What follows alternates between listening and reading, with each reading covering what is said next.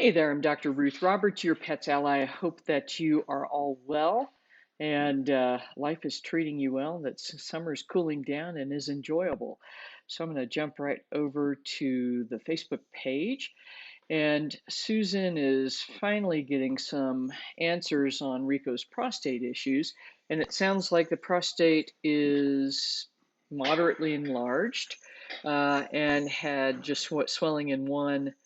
He had a mass on the cranial prepuce, which has decreased in size from a walnut into maybe an acorn size. So that's pretty awesome. Um, so here's the deal. This may be where we need to sit down with a consultation.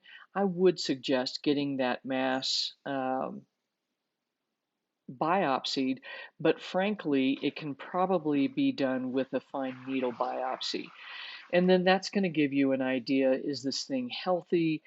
A benign type tumor, is it a malignant tumor? What do you need to do from there? And so if it on the other hand, if it has shrunk that much in just a few weeks, then you could consider letting things go for another few weeks and see if it just gets better. May's asking about melatonin and all of this. How long does it take? And some nights are great. Last night was not so great. And so it can take, 2 to 3 weeks, because essentially what we're doing is using melatonin in this situation to manipulate the hormone system.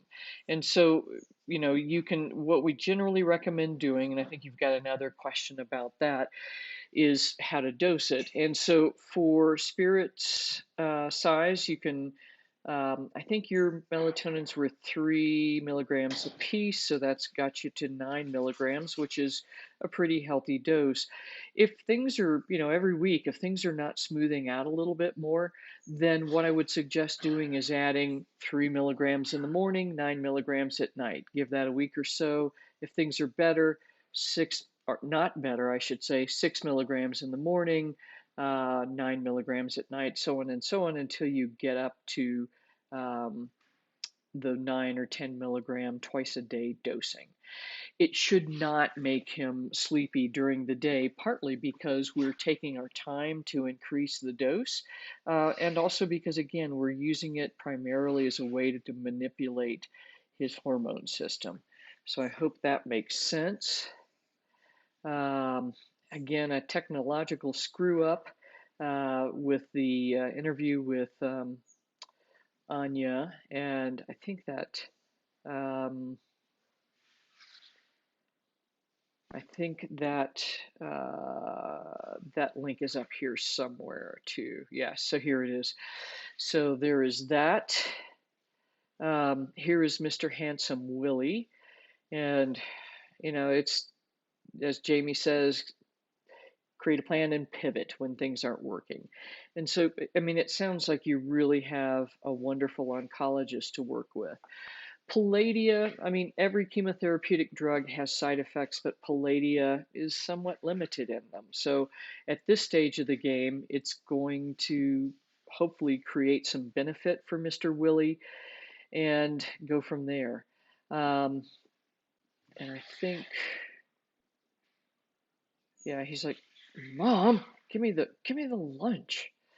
We had a pet fire safety day last week.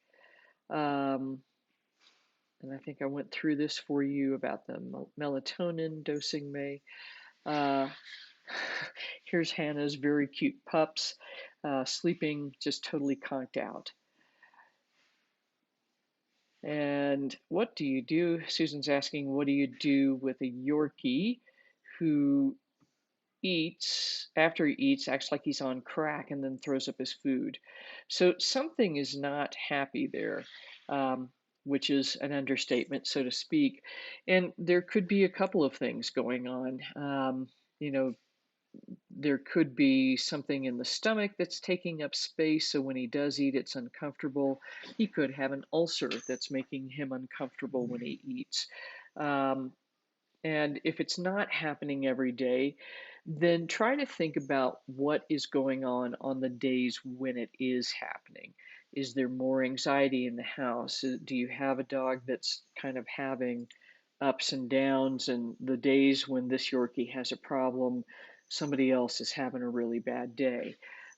So kind of think about that a little bit more. You could also use something like Heartburn TX RX, I think it is actually. Um, and so what I would do is go to fullscript.com, look this up. And I'm sorry I don't have a direct link for you. But if you, as I said, most of you all have um, ah, you have credentials already with the Full Script store, so check that out. But it's something that I use to help kind of seal over the gut, but it has a lot of things that help to reduce stomach irritation, things of that nature. So that's been really helpful. Let me see here. Let me pop back. Whoop, there it goes.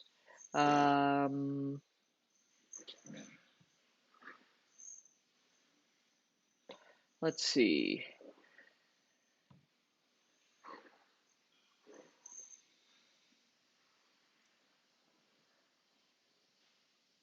So Mr. Willie,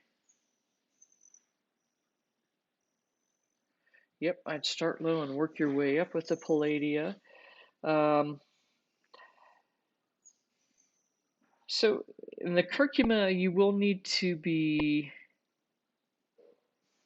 a little cautious with the Palladia because it may inhibit the function of the chemotherapeutic.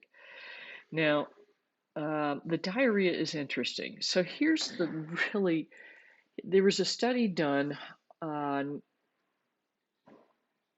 internalizing how you felt post chemotherapy, and in I think in Switzerland. I'm sorry, I cannot remember the details exactly.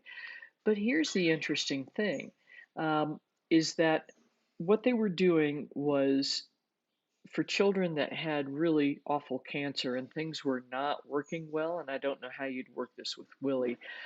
What they would do is, or they weren't, the drug was working, but they weren't tolerating the drug. What they would do is teach them a meditation where they would feel the side effects of the drug and what it was doing as far as killing off cancer cells, how that felt, how it made them feel. And the fascinating thing is that they were able to invoke that same set of feelings about how the drug made them feel at will, and more importantly, with the same effect on the cancer cells. So, what they became able to do was to direct their immune system, their own immune system, to attack the cancer cells without the actual chemo. So, that may be part of what's going on, is that Willie is either stressed out in the appointments or from you being gone, but maybe he's sort of okay, I went there and this is how I'm supposed to feel afterwards. So it'll be interesting to see if this helps or not. Now, the other thing is too, is the PEA we talked about last week may help somewhat with the itching because help to um, it does help to reduce um, histamine release from the mast cells.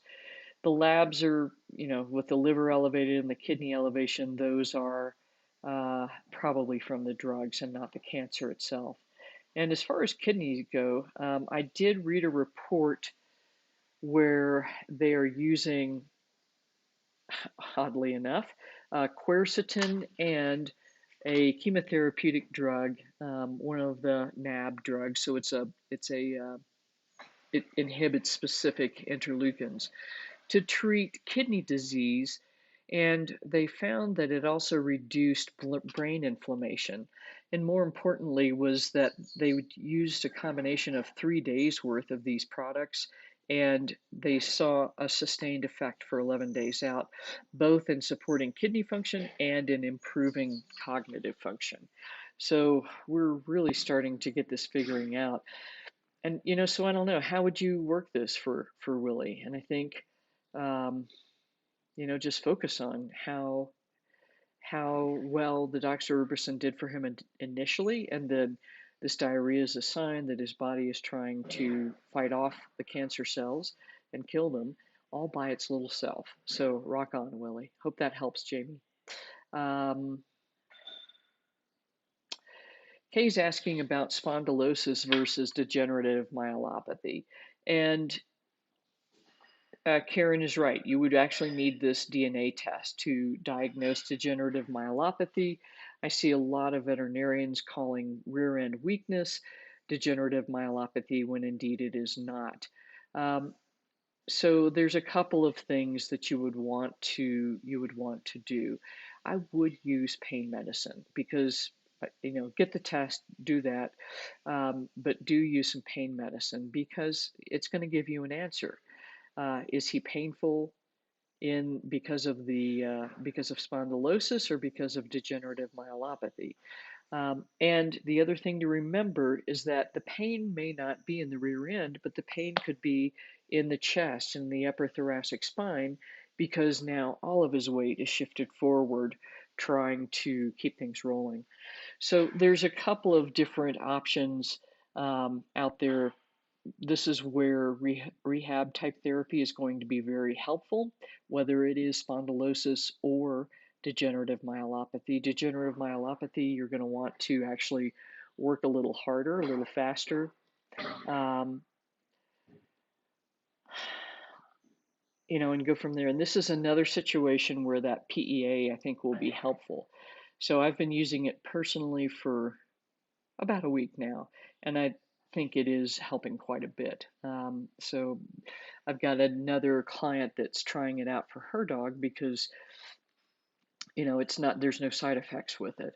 But I think, Kay, this is where you need to kind of follow both paths, relieve pain if it is present, starting with NSAIDs because it's a great test, and then also figure out if there is degenerative myelopathy. And this is where a consultation may be quite useful to go through some additional supplementation to support your pup. And unfortunately, Westies are a breed that do get degenerative myelopathy. Um, and I think that's it. Let me double check the page and make sure that I've got everything. Jamie, yeah, I think we're good. So again, the next time I see you will be down in Mexico. So until then, give everybody a big hug. Um, love them up. Take good care. I'm Dr. Ruth Roberts, your pet's ally.